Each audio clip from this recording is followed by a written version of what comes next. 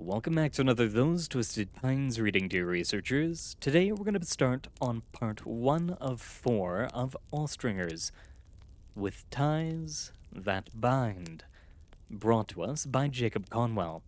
Now without further ado, Ties That Bind.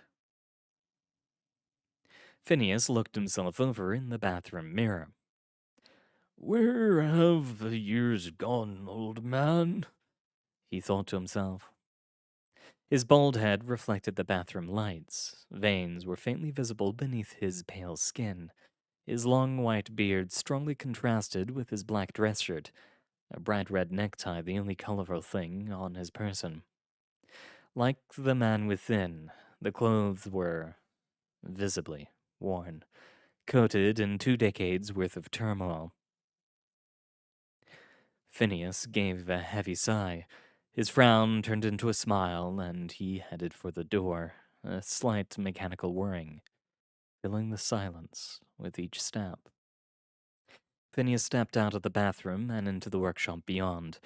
A party was in full swing, and he was expected to make an appearance. July 14th, 1994. "What have you got to show me, Vince?"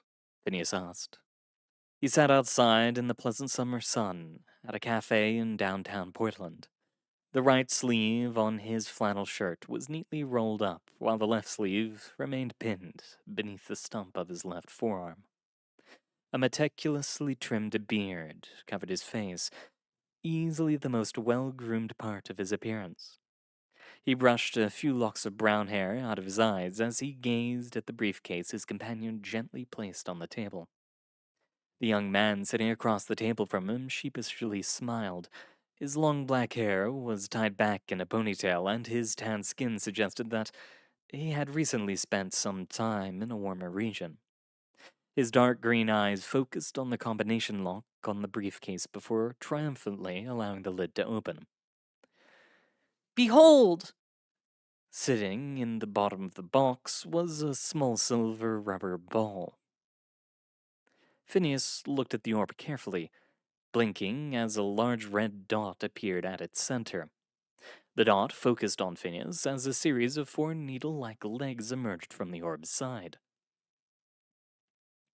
The orb stood up, and then waved at Phineas with one of its tiny legs. "I've named it Benny," Vince said with a satisfied smile. "Pretty cool, huh?"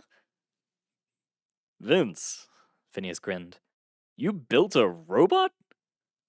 "More like brought to life," Vince replied, "in the same sense that the soul pilots the meat ship that is the human body. I created a simple intelligence to pilot the circuits of this little guy. I found a couple of schematics from a man named Durand while I was in Europe. They were a real eye-opener." Benny gave a small nod in agreement, and then began to roll around the interior of the briefcase before stopping to look at Phineas again. "How intelligent is it?" Phineas gently placed his hand in the briefcase and allowed the tiny robot to crawl into his palm. Benny immediately climbed up his arm and perched on his shoulder. "Well, I mean, it's not the sharpest knife in the drawer, but it's smarter than your average cat or dog." Benny gave a small salute in response, causing the 2 men to chuckle. "It can record video and sound too," Vince added. "I was thinking maybe I could sell them as reconnaissance droids. I know a few people who would be interested in that sort of thing." "You're going to start a robotics company?" Phineas frowned. "You think you have the business chops for that sort of thing?" "Actually, I was hoping we'd start a robotics company. I have a lot of other designs in mind, and you're always been so good with the kind of incantations we'd need. We'd totally be able to hit the ground running." Phineas furrowed his brow. He gently returned Benny to the briefcase and stared at the small droid pensively for a few moments. "I'll let you name the products." Phineas gave a devilish smile in return. "You're going to regret that," he said, and extended a handshake. "I'm your man." Vince accepted. "Welcome aboard." Phineas slowly made his way through the crowded lunchroom before returning to his seat at an empty table. A newly opened bottle of beer in his left hand, he watched the various hobnobbers socialize around him. Most of the crowd consisted of Anderson Robotics employees, patrons, or personal friends of Vincent Anderson. A few representatives of Marshall, Carter, and Dark also were in attendance, their business attire looking out of place among the casual outfits of the majority of Anderson's staff. Phineas took a long sip from his beer and looked across the room. A banner reading 10,000 sold stretched across the far wall. He closed his eyes and sighed. "Is someone being a party pooper?" a bubbly voice asked. Phineas opened his eyes to the sight of a short, middle-aged woman with shoulder-length brunette hair and faint blue eyes. She wore a flowered sundress and smiled warmly as she took the seat across from him. "It's as much your day as it is ours. You should be ecstatic." "I think he removed his ability to feel joy when he put on that last prosthetic," said a tall, lanky young man who took the seat next to her. His eyes were slightly obscured behind a mop of curly blonde hair, but the thick glasses he wore were still plain as day. When he wasn't speaking, his lips seemed to permanently be turned up in a smirk.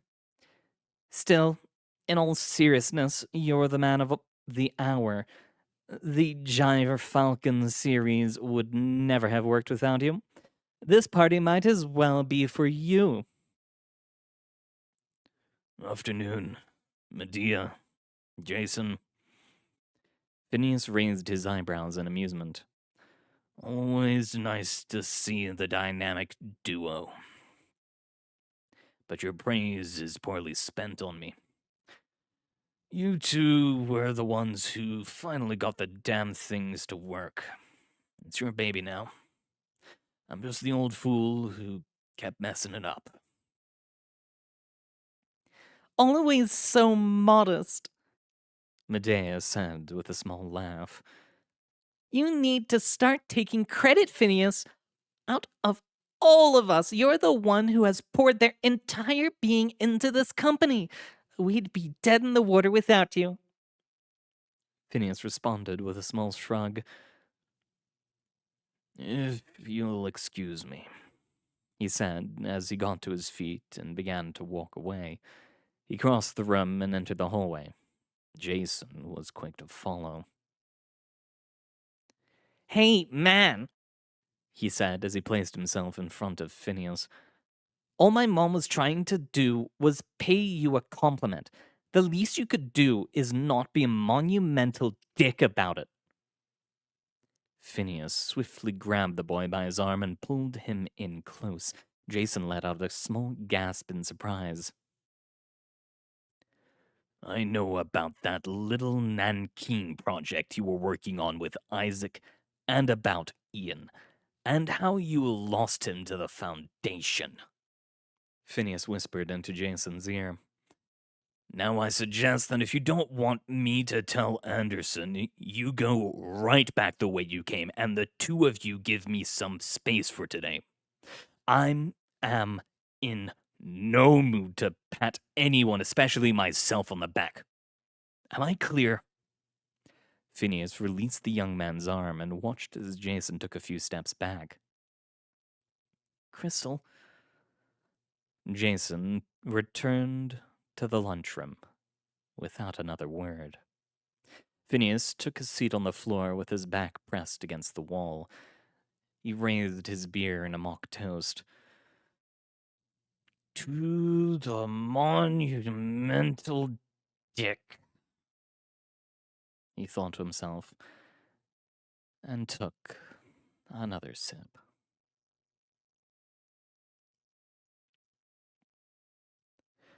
January 10th, 1998. Vincent Phineas sat in the living room of a small Seattle apartment. The room was sparsely furnished, save a couch against the far wall and two desks weighed down by a menagerie of computers and software disks. A small pennant that read Alexilva was visible along the far wall. A little boy with curly blonde hair rapidly typed away at one of the computers, the monitor reflecting in the lens of his thick glasses. The boy's mother returned from the kitchen with two mugs of coffee, her brunette hair tied back in a bun as she handed the beverages away. "Thank you very much," Vince said as he accepted the drink and took a small sip. Over the course of the last few months, Phineas had noticed his partner's once tan skin fade into a pale, almost ivory colored hue. His once proud and rebellious ponytail had been replaced by a shorter and more traditionally cut one that did not make his hair loss so obvious. Phineas accepted his own mug with a kind nod, his new left arm making an audible whirl as he brought the coffee to his mouth. "So, Medea," Vince began, "what's this little guy's name? And what on earth is he doing? If he types any faster, he's going to melt that keyboard." "That little guy's named Jason." Medea gave a chuckle and ruffled the boy's hair. "And I'm not too sure what he's currently working on." "Star Wars!" Jason replied without missing a beat. "Oh, right," Medea smiled. "He's programming himself a computer game." Both Vince and Phineas looked to each other and nodded in approval. "You named your son Jason?" Phineas raised an eyebrow as he returned his gaze back to Medea. Medea rolled her eyes as she shook her head. "I didn't name him anything. Poor Jason's parents died in a car accident when he was 3. When I came across him in the adoption process, the two of us just clicked. The name was just a coincidence." Phineas nodded in understanding and then looked back at the pennant on the far wall. "I understand you have a PhD in computer science. Is that your alma mater?" Phineas asked. "I've never heard of it before." Medea frowned slightly. "That's a long story, but yes, I don't think anyone around here would have heard of Alexieva. All you need to know is that it's a top-notch technical college in Tennessee. Anyway, Rick said that you two had a job offer?" "Indeed we do," Vince replied and quickly opened his briefcase. He pulled out a smooth black ceramic disc and handed it to Medea. "Where on earth did you get one of these?" Her face flushed for several seconds before she finally broke the silence. "That's not really important," Vince replied. "What is important is we like your work and want you to do similar projects for us down in Portland. In addition to helping us work on a few of our designs, you'll be given plenty of freedom to design your own products. Freedom you were denied from your previous employers, if I understand correctly." I'm I'm flattered, really, but I can't just uproot everything on the spot. Jason has school, and I think you should take the job, Jason chimed in. "What, dear?" Medea turned to her son in surprise. "I don't mind switching schools," Jason elaborated. "And you always talk about how much fun you had working on robots. I think you should take the job Mr. Anderson's offering." "You really do, huh?" Medea grinned. She then looked back to Vince and smiled. "I need time to put in my 2 weeks at my current job. And there's finding a new place to live, a new school. We haven't even discussed salary." Take all the time you need to prepare, Phineas interrupted. Vince and I will mail you a copy of your contract to sign before the end of the week.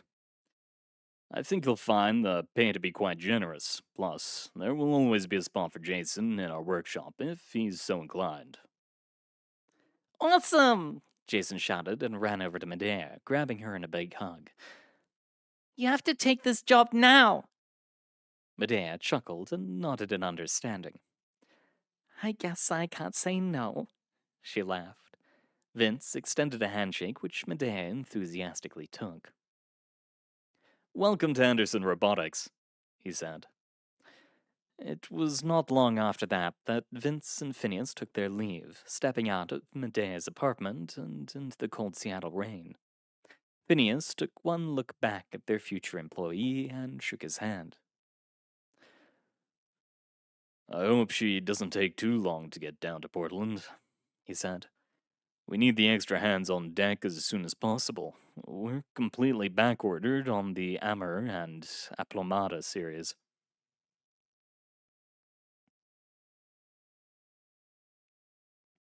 Phineas looked up when he heard footsteps. A middle-aged man with dark skin approached, his face permanently pressed in an expression of worry. He carried a bottle of beer in his hand and gave a small nod to Phineas. Trailing behind him was a young man in his mid-20s. His skin was the same tone as the first man, and his head was shaved. Thought you'd be run a little empty right about now, the middle-aged man said as he handed off the bottle to Phineas. The old man chuckled and popped the top off the bottle with his left hand. Thanks, Jeffrey. Phineas took a long sip. How's it going? Enjoying the jubilations? Not really my thing, Jeffrey sighed. And about you, Miles? Phineas looked towards the young man. It's just a bunch of employees sucking up to the rich and successful, the young man shrugged. Not really my cup of tea either. Guess we could start our own club, Phineas chuckled and took another sip from his beer. Miles, I'd like to speak to Phineas alone for a bit. Do you mind? Jeffrey asked. Miles nodded and headed back into the lunchroom. Jeffrey watched the young man leave before turning back to Phineas. I always appreciate that you call him Miles. Isaac insists on calling him Seika00. Well, for all intents and purposes, he is Miles. And for the record, I told Anderson that this party wasn't the best idea, said Jeffrey. But he insisted that we have a reputation to uphold now and that this event would be the perfect opportunity to up the ante with the investors. Anderson sure does love causing a spectacle. Phineas sighed. I appreciate the attempt, though. Thanks. Anytime. Jeffrey began to make his way back towards the lunchroom door. Are you coming back inside soon? Phineas slowly nodded. In a bit. Just let me finish this last beer. Jeffrey briefly smiled and headed back into the din of the party. December 17th, 2002. As they sat in the kitchen table in a residence located in Beaverton, Phineas looked over Vincent out of the corner of his eye. His employer's skin was now completely ivory in color. His hair had long since fallen out, leaving him with a smooth scalp. Over his left eye, he wore a silver eye patch. The changes had been gradual, but now that he had had the time to look his friend over, the time had come to acknowledge Vincent was not necessarily the same man who had offered him a job that summer day in Portland. Phineas looked himself over. He felt he might not be in any position to judge. After all, his left arm and both his legs had been replaced with prosthetics of his own design. Maybe this was just what working in their field did to people like him. Phineas then looked over the android that stood at the far side of the room. A dark-skinned gentleman in his early 30s examined it in awe. Eventually, he returned his attention to Vincent and Phineas, and then whistled. "Ooh, I have to hand it to you. It's an impressive design," he said. "But what exactly is it?" "That's the prototype for our new Peregrine series," Vincent replied. "They're guaranteed to be one of our top sellers once we get all of the bugs hammered out. That's actually why we're here, Jeffrey. I'd like your help to finish it. A mutual associate of ours informed us that you were working on a new form of AI at Prometheus Labs before their big meltdown."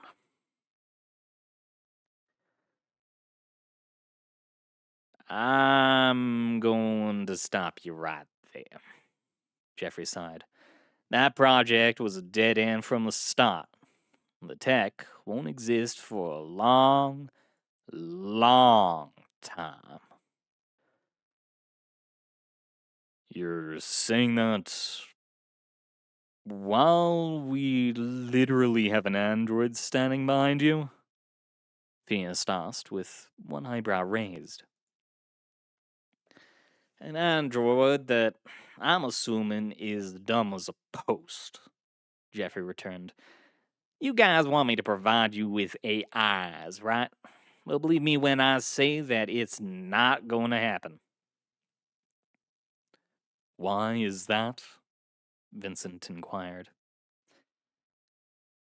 "You want the explanation? Fine," Jeffrey snapped.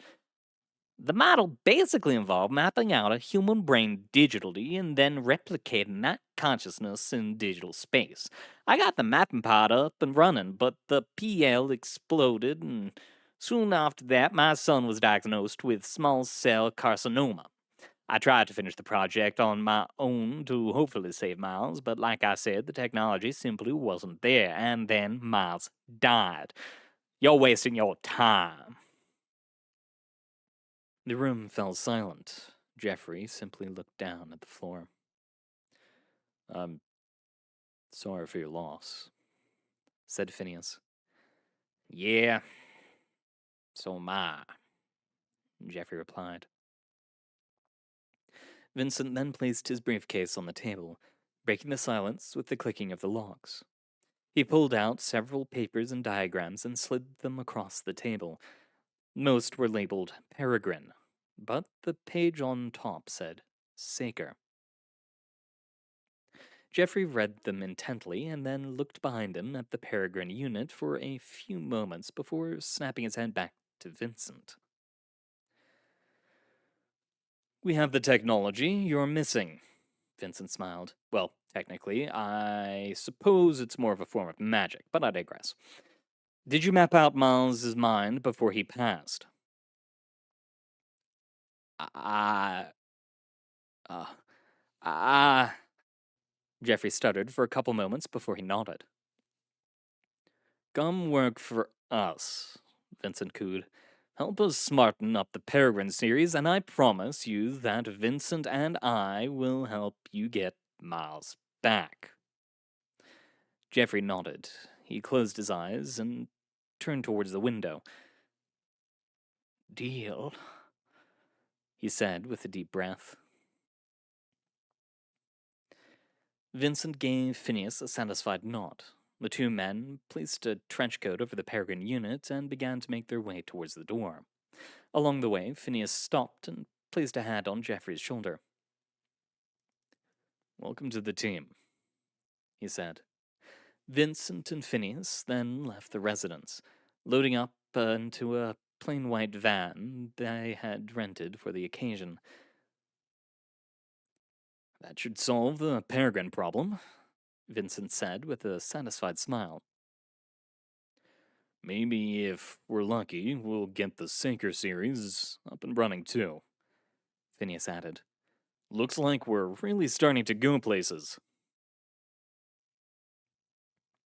Phineas had just finished his second beer when he heard the doors to the lunchroom open again. Looking over, he saw a muscular man in a business suit approach. The man's hair was neatly combed back, and a faint scent of aftershave seemed to follow him where he went. Phineas rolled his eyes. To what do I owe the pleasure, Isaac? There's no one out here for you to smooge. Funny, Isaac replied. Anderson wants you. He's about to do his big announcement. Does he need me to talk for him? Stop being such a little bitch and come along, Isaac said flatly. Anderson doesn't want to begin without his best friend and partner, and you should want to be there. The Tatia series was your design after all. A little socializing won't kill you. Socializing with MC and D reps might, Phineas mumbled under his breath. He then sighed and got to his feet. Isaac trailed behind him as the two made their way into the lunchroom. May 9th, 2003. Phineas sat in an uncomfortable office chair within a small private office in San Francisco. In the chair next to him sat a completely hairless, ivory-skinned creature in a charcoal suit. Veins were visible beneath the room's bright light. Its head was without ears, and its face was obscured beneath a silver comedy mask. Its name was Vincent Anderson. Across from the duo, behind a large desk, was a young, muscular man in a business suit. His had a sly smile as he looked over several documents, and then turned his attention to Anderson. I have to admit, Isaac said coolly, when Jericho told me I was meeting with a man named Anderson, I was expecting something with a little more rust. Heh, Anderson replied in a metallic voice. Yeah, that happens all the time. Rest assured, however, that I have no affiliation with James Anderson or his, factory. So what is it exactly you are looking for in terms of my services? To be frank, Phineas chuckled, we need a businessman. Right now, the company consists of two of us, a few designers, and computer specialists. Our fab team and some hired muscle. The books are getting beyond our ability to manage, and we are soon going to outgrow our customer base. Jericho said you'd be the perfect man for the job. Not to toot my own horn, but he was correct. So, now that we've established that you need me, let's get down to why I'd need you. I mean, you do have a promising company with a very interesting line of products, but the same could be said about any paratech firm. You're not the only ones who have asked to have me on the payroll. So what does Anderson Robotics bring to the table? Well, as you probably saw, your salary would be very generous. Phineas frowned. He quickly flipped through notes to find the pearls within the oyster. You'd have a massive discount for any of our products, including use of the Sega series, not to mention. Phineas, Anderson interrupted. I know, what needs to be done. We agreed that would be a nuclear option, Phineas protested, silencing as Anderson snapped his fingers with a surprisingly loud volume. You're, on Sycamore Gordon's kill list, right? Anderson asked. What with the whole Vegas incident, if you step foot in Nevada again, you'd be a dead man, correct? What the hell are you getting at? Isaac demanded. His smirk turned into a scowl. Nothing too complex, Anderson replied. We've, simply done our homework. If you join our crew, we'll make sure old Sycamore was, no longer a problem for you. Isaac remained silent, cocking his head as he spun around in his chair looking out the window. How long do I have to decide? Until Phineas and I leave this room. After that, we'll simply look for someone else. Isaac spun back around. Jesus, you guys play hardball, he said with a whistle. Ooh, fine, I'm yours. I expect Sycamore to no longer be a problem before I arrive in Portland. He'll, be out of the way before the end of the day, Edson replied. Glad to have you on the team. Phineas and Anderson then quietly collected their papers and left. As they moved through the isolated halls of the surrounding office buildings, Phineas cleared his throat. Was that really necessary, Vince? He puts up a little resistance and you agree to kill a mob boss for him? He is exactly what we need, Anderson shrugged. Sometimes you have to break eggs to make the omelet for, however that saying goes. Besides, it's not like the world will be a worse off place when, Sycamore is gone. Hell, in some circles, we'll be heroes. Just make sure Saker number 21 is, ready to act within the hour. Fuck me, Phineas thought, slowly trailing behind his old friend as they made their way back to the car.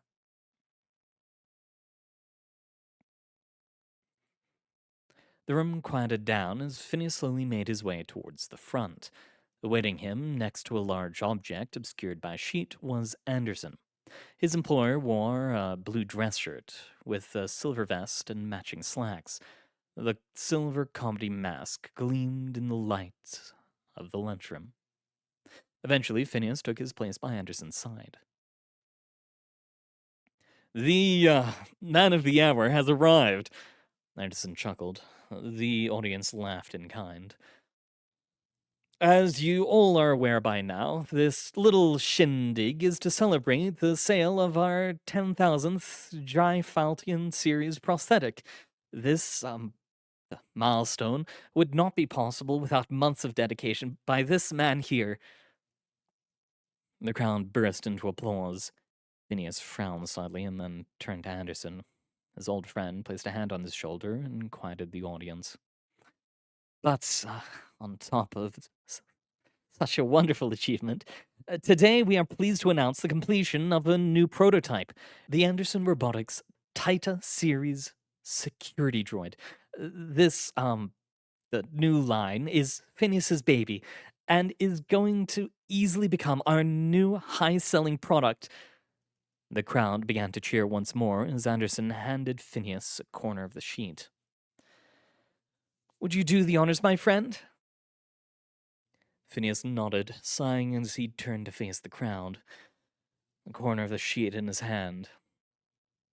Before I reveal the Titus series, I have something I would like to say. The crowd instantly quieted down to hear his words. Most of you who have worked with me know that I don't give speeches often. Not my cup of tea, I suppose. However, I have something I've wanted to say for a long time. All you hobnobbing bastards can kiss my ass, especially those of you from MC&D, and especially Skitter and that soul-sucking Lana Fontes. With a fluid motion, Phineas reached into his pocket and pulled out a glob of neon blue goo. effortlessly chucking it at the sheet-covered object. The droid beneath let out a horrid death wail and crumbled into rust. The crowd fell silent as Phineas gave a bow. "Have a nice party," he said with a smile, and stormed out of the lunchroom.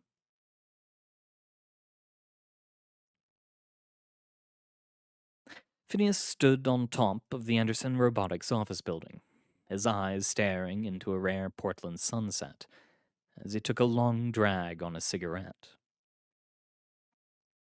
The sound of a door opening behind him indicated that he was no longer alone.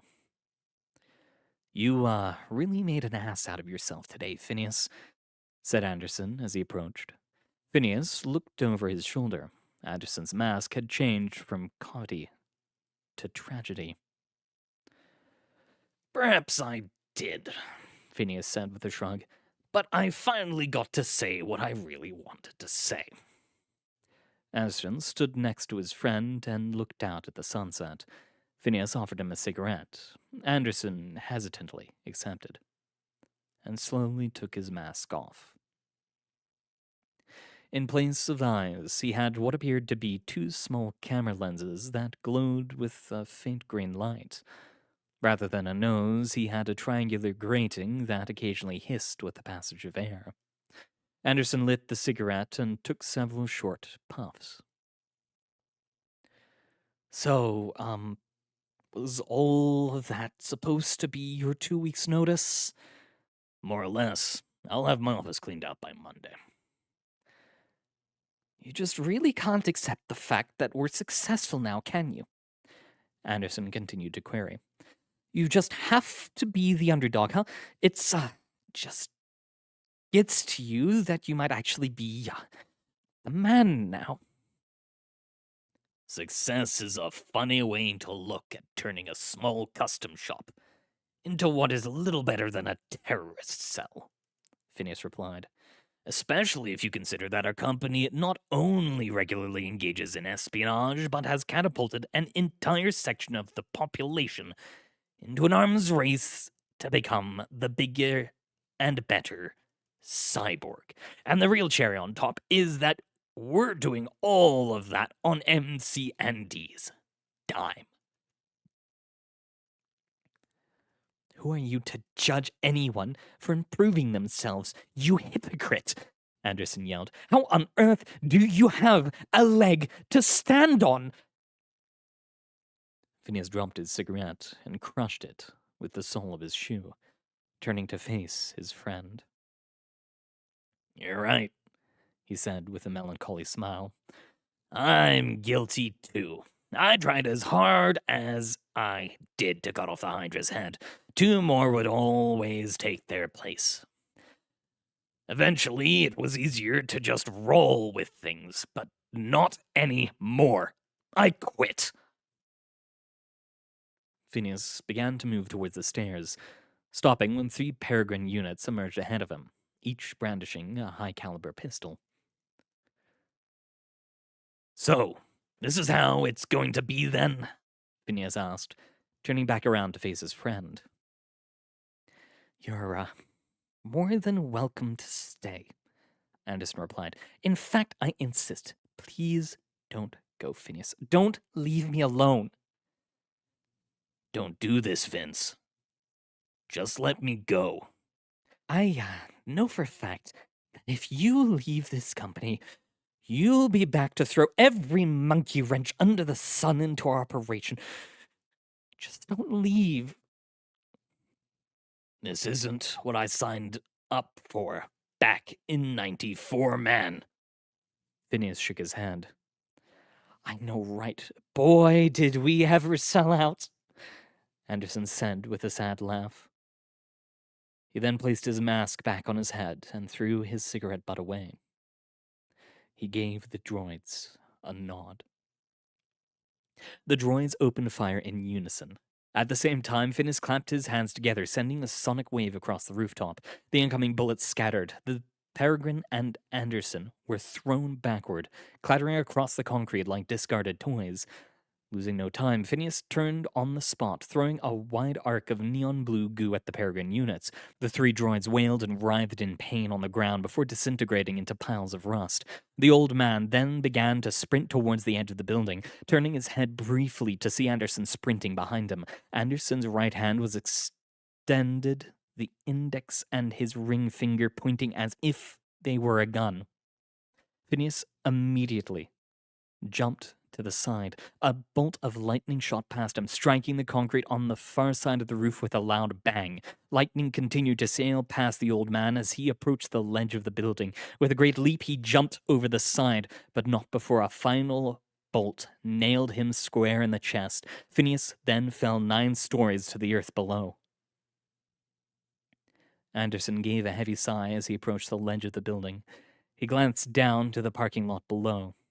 Phineas lay crumpled below, within the small crater he created upon landing. His left arm and legs arced with electricity as he shouted in pain. His hand reached into his pocket and pulled out a large wad of black goo, quickly slamming it into the pavement beneath him. Anderson quickly raised his hand and fired off one last bolt, but to no avail. Phineas vanished into the black goo and was gone.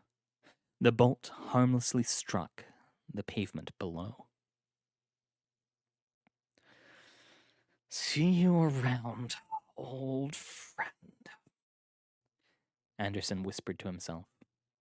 He then turned around and headed back inside. Agent Sasha Merlot sat alone in her office at Site 64. She took a long sip of stale coffee and quietly brushed a strand of her brunette hair out of her eyes as she read over MTF Gamma 13's most recent string of reports.